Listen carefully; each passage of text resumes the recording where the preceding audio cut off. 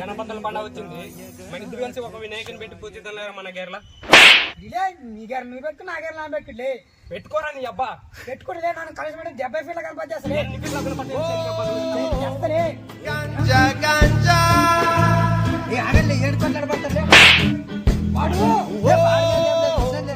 చెప్పండి రా, ఎందుకు గొడవ పడుతున్నారు మీరు? కాదనా, నన్ను మంచిగా వాడిని ఒకటే దగ్గర వినాయకుడిని పెట్టి పూజిద్దామంటే వాడు ఎట్టంటే మాట్లాడతాడన్నా. వాడు 70 ఫీట్ల గణపతి చేస్తాడంట వాడు.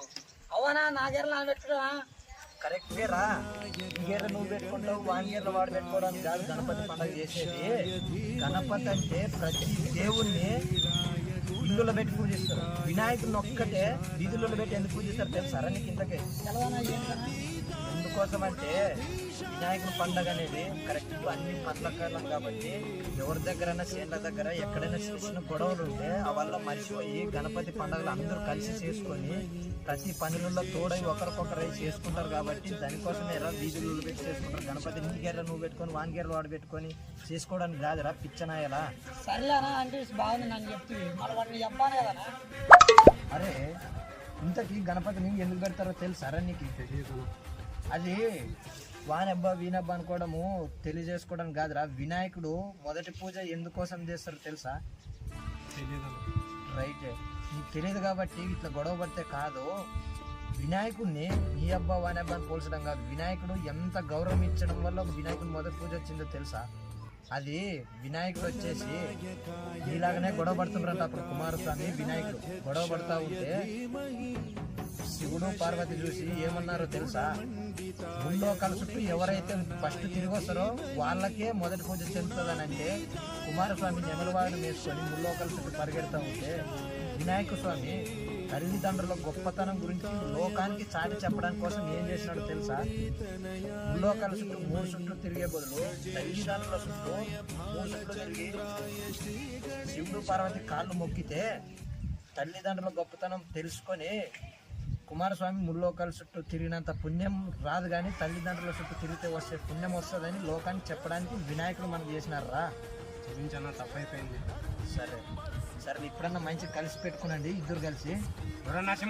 మనం 90 ఫీట్ల గణపతి మళ్ళీ ఏంటారు 90 ఫీట్ల గణపతి? ఇంతకు మనుషులేనారా?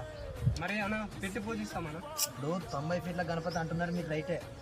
మొన్న ఏం జరిగిందో తెలుసా? పోయినసారి పెద్ద పెద్ద గణపతులు పెట్టి వైర్లు లేపడానికి పోయి డిశం పక్కల ఎంతో మంది చనిపోతున్నారు. అది అవన్నీ మైండ్లో ఉన్నాయి. ఇంతకు మీకు వినాయకుడు అంటే ఆ 70 ఫీట్లు 80 ఫీట్ల గణపతి తేవడం వల్ల కరెంటు ప్రాబ్లాలు జరుగుతాయి. ఇంకోటి నీటి కలుషితము ఎంత జరుగుతుందో తెలుసారా మీకు? ఆ వినాయకుడిని తెచ్చి దానికి రంగులు వేసిండ్రు. దానివల్ల ఎంత సూక్ష్మజీవులు చచ్చిపోతావా నీళ్ళు తెలుసా? ఆ చేపలు దాన్ని తింటాయి. ఆ చేపలు మొత్తం కలుషితమవుతాయి. దాన్ని మనం తింటాం, మనము కలుషితమవుతాం. కొత్త కొత్త క్యాన్సర్లు ఏర్పడతాయి. అదే మట్టి గణపతి పెట్టినామనుకో, అదే మట్టి వినాయకునికి పూజ మంచిగా చెందుతుంది, ప్రతిదీ మంచిగా అవుతుంది. అలాగే ఆ సూక్ష్మజీవులకు కూడా మనం వేసిన జొన్నలు కానీ ఏమైనా పలారం వేసినట్టు ఆ మట్టికి కలుసుకొని ఆ చేపలు తినడం వల్ల చాలా ఆరోగ్యకరంగా ఉంటుందిరా. ఇప్పటి నుంచి అయినా మంచిగా గొడవ పడకుండా మట్టి గణపతిని పూజించండి. ఈ వీడియోతో మంచిగా బుద్ధి చెప్పాను. మేము మట్టి గణపతి పెట్టి పూజిస్తాం. బుద్ధిగా ఉన్నాను రా. పదం పాయింట్ మళ్ళీ నువ్వు ఎక్కడ వస్తావు?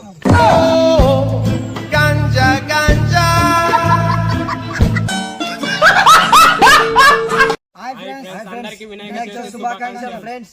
చూసినారు కదా ఫ్రెండ్స్, ఈ వీడియో లాగా మీరు కూడా ఎప్పుడు ఇట్లా పిచ్చి పిచ్చి పనులు చేయకుండా గొడవ పడకుండా అందరూ కలిసి చేసుకుంటారని మా చిన్న మెసేజ్ మీ ముందరికి వచ్చినాం ఫ్రెండ్స్. ఇట్లాంటి మంచి మంచి వీడియోల కోసం ఛానల్ సబ్స్క్రైబ్ చేయండి friends. Like, share and comment friends. Bye friends.